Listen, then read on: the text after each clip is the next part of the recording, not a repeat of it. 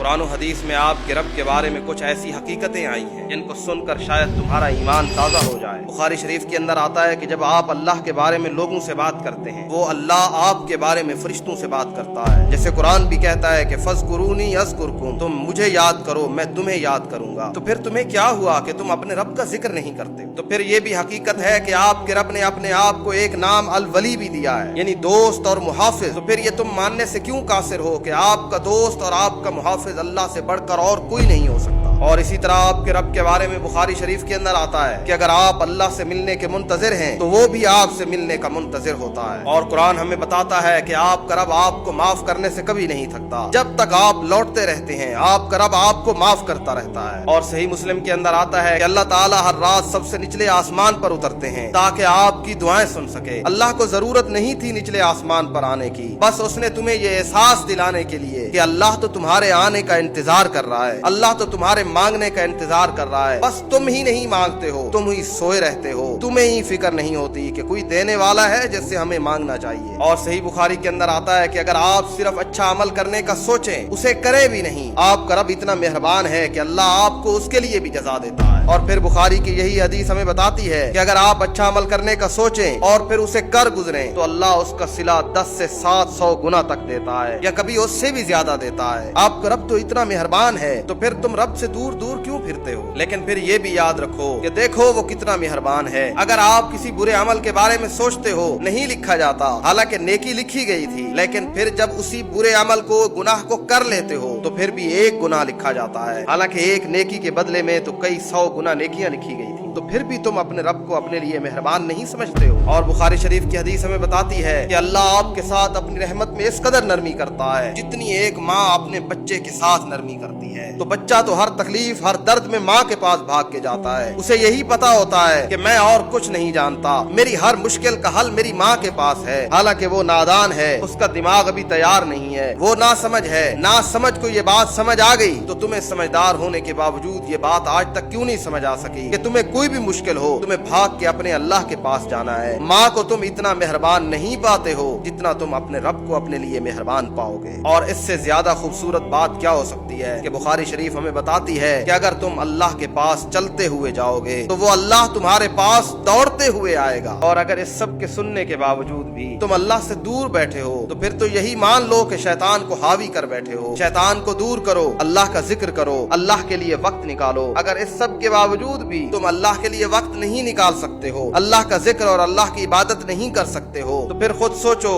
कि बदकिस्मती कितनी गालिब आ चुकी।